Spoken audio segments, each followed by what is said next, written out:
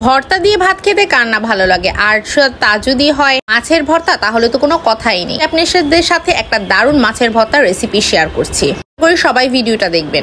আমি মাছ নিয়ে নিয়েছি, তাতে একটু হলুদের গুঁড়া, মরিচের গুঁড়া এবং লবণ মিশিয়ে আগে নিয়ে নিয়েছি। এরপর একটা প্যানে গরম তেল সামান্য গরম করে নিয়েছি এবং এতে মাছটা দিয়ে দিচ্ছি এবং সাথে দিয়ে দিয়েছি মাছের লেজটা, কারণ লেজটা কিন্তু খেতে অনেকেই পছন্দ করেন না। তাই যদি এই লেজটা এভাবে করে আপনারা ভর্তা করে খান তাহলে কিন্তু খেতে খুবই ভালো লাগবে। এবং সাথে দিয়ে দিয়েছি আমি দুইটা আস্ত বড় বড় রসুন কোয়াটা ছড়িয়ে নিয়েছি। দিয়ে দিয়েছি দুইটা টমেটো, কারণ টমেটো এবং রসুন কিন্তু একটা অসাধারণ একটা কম্বিনেশন তাতে তৈরি করে, তা অনেকেই পছন্দ করে। এর ভিতর সবগুলি একদম আস্তে আস্তে ভেজে নিচ্ছি এবং উল্টে পাল্টে দিচ্ছি যেন দুই পাশেইটা ভাজা হয়ে যায়। মাছটা কিন্তু আমরা চেষ্টা করছি অল্প আছে আস্তে আস্তে ভাজতে, না হলে কিন্তু ভিতরটা কাঁচা রয়ে যাবে, আর কাঁচা রয়ে গেলে কিন্তু ওটা খেতে মোটেও টেস্ট লাগবে না। আস্তে আস্তে আমাদের এরকম কিন্তু মাছ ভাজাটা প্রায় শেষ হয়ে আসছে। টমেটোটা একদম গলা গলা হয়ে গেছে, রসুন এবং মরিচগুলো কিন্তু প্রায় হয়ে আসছে। এই মুহূর্তে অবশ্যই আমরা চেষ্টা করব যে একদম লো হিটে মাছগুলা ভেজে নিতে এবং এগুলাকে ভেজে নিতে, না হলে কিন্তু কাঁচা রয়ে যাবে। এবং এগুলা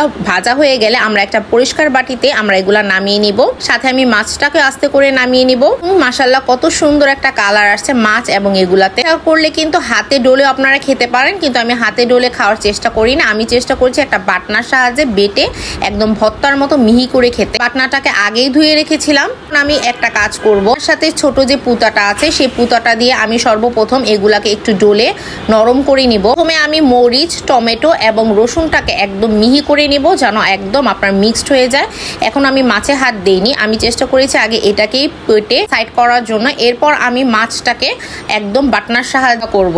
একদম এটা হয়ে গেলে যখন আমি দেখব যে এটা একদম মিহি হয়ে গেছে, একদম ভর্তার মতো হয়ে গেছে, তখন আমি একটা কাজ করব, মাছ থেকে কাঁটা ছড়িয়ে নিব এবং কাঁটাগুলোকে ফেলে দিব। কারণ একসাথে যদি আমি ডলতে যেতাম তাহলে কিন্তু সময় রয়ে যায় যে কাঁটা রয়ে যায়, আর কাঁটা রয়ে গেলে অবশ্যই মাছটা খেতে একটু মজা লাগবে না। আমি কিন্তু মরিচটাও তেলে ভেজে নিয়েছি। যারা চান যে আপনার আলাদা মরিচ ইউজ করবেন করতে পারেন, অনেকে শুকনা মরিচও ইউজ করতে পারে। মাছটা যখন কাঁটা সরানো হয়ে গেছে, এখন আমি মাছটা একদম এটার সাথে মিহি করে মিক্সড করে ফেলবো। আমি আস্তে আস্তে ডলে ডলে এভাবে একদম সবগুলাকে মিক্সড করব যেন একটার সাথে আরেকটা সুন্দরভাবে একদম ভর্তার মতো অ্যাডজাস্ট হয়ে যায়। অনেকে মাছের এই চামড়াটা ফেলে দেয়, বাট আমি চামড়াটা ফেলিনি। আমার কাছে কিন্তু চামড়াটা খুব ভালো লাগে, এটার ফ্লেভারটা আমার কাছে ভালো লাগে দেখে আমি রেখেছি চামড়াটা। ভর্তা একদম শেষ হয়ে গেলে তারপর আমি কিছু এতে অ্যাড করে দিব, যে যার স্বাদ মতো। অনেক আছে পেঁয়াজ বেশি খায়, আমি একটু পেঁয়াজ বেশি খাই, তা আমি একটু বেশি পেঁয়াজই ইউজ করেছি। আপনারা চাইলে এটার সাথে একটু হালকা জিরার ফাঁকি ইউজ করতে পারেন, বাট আমি জিরার ফাঁকি ইউজ করিনি, কারণ জিরার ফাঁকিটা আমার পছন্দ হলেও আমার স্বামীর মোটেও পছন্দ না, তাই একটু ঝালি বেশি লাগে। এই জন্য আমি আবার সাথে কাঁচামরিচের গুঁড়ো দিয়ে দিয়েছি যেন খেতে অনেক